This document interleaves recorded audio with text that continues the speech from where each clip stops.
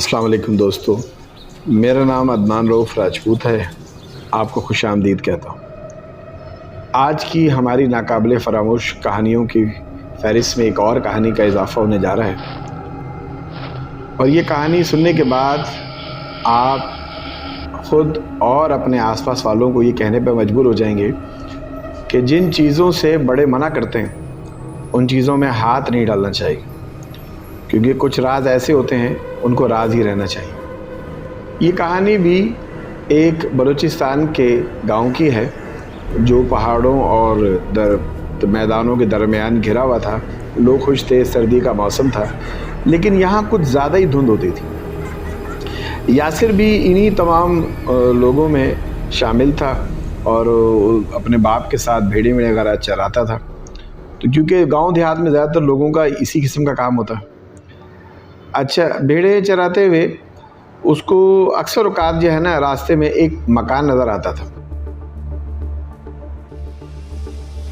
यासिर को हमेशा इस बात की ख्वाहिश रहती थी कि उस मकान में क्या है। फिर यासिर को ये भी पता चला कि उसकी बचपन में एक बहन थी जो गुम हो चुकी थी। एक रात जब उसकी भेड़ गुम हो गई और उसके दिल में ये ख्याल आया कि यार मैं अपनी भेड़ को ढूंढ लूँ। उसको सबने बहुत समझाया कि कोई बात नहीं, कोई जानवर ले गया होगा, कोई भेड़िया ले गया होगा, लेकिन उसके दिल को सुकून नहीं आ रहा था। तो उसने क्या किया कि तहैया कर लिया दिल में कि मैं अपनी भेड़ को ज़रूर ढूंढूंगा। उसने शाम होने का इंतज़ार किया और प्लान बनाने लगा और उसने अपने दोस्तों से भी जिक्र किया, लेकिन कोई वहाँ जाने को तैयार नहीं था, क्योंकि उस मकान के मुतालिक बहुत सारी बातें गांव में फैल चुकी थी और बच्चों को भी पता था कि वहाँ नहीं जाना।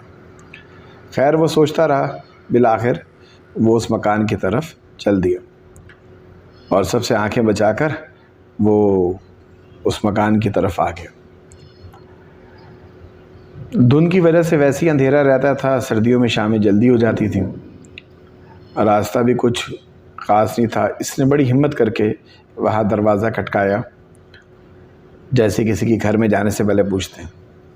जब वो दरवाज़े के अंदर दाखिल हुआ तो खूब अंधेरा था और कोई भी वहाँ मौजूद नहीं था।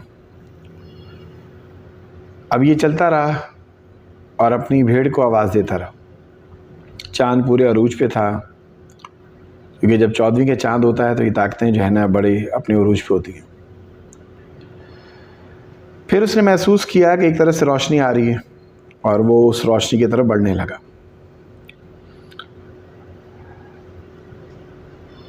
हर तरफ से अजीब किस्म की आवाज़ें आ रही थी। फिर एक साया उसको नज़र आया अपनी तरफ आते हुए। किसी लड़की की चीखने की आवाज़ें, रोने की आवाज़ें आने लगीं और वो घबराया कि ये क्या हो गया। फिर उसको अपनी गलती का एहसास हुआ और उसने सोचा कि अब उसको यहाँ से भाग जाना चाहिए, लेकिन अब देर हो चुकी थी।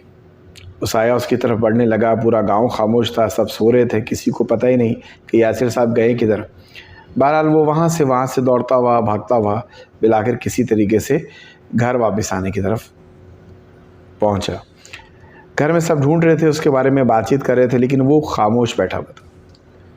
और खामोश किसी को वो क्या बताता भी तो क्या बताता। जब उसने बताया कि मैं उस घर में गया था तो सब परेशान हो गए और उसने सबको बताया कि वहाँ मैंने अपनी छोटी बहन जो बचपन में हमें गुम हो गई थी, मैंने उसको भी देखा।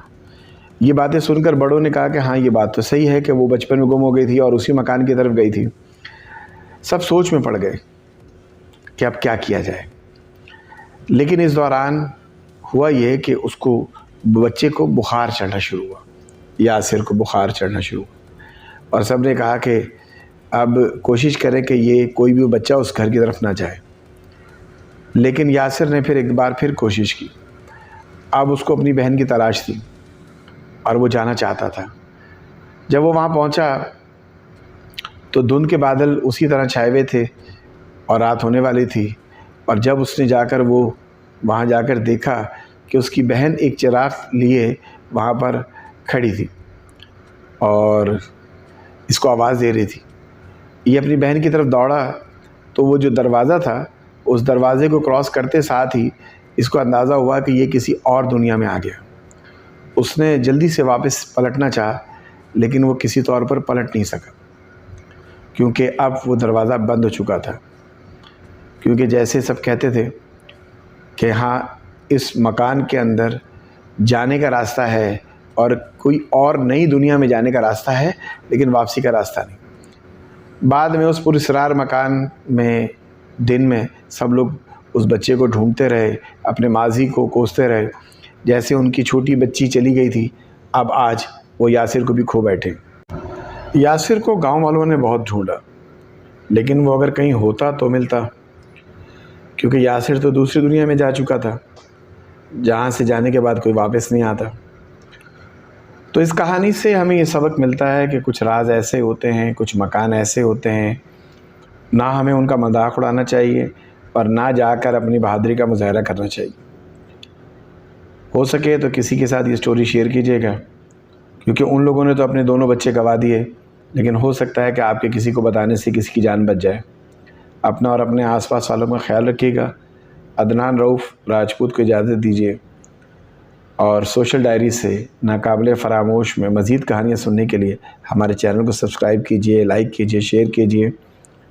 अल्लाह हाफ़िज़।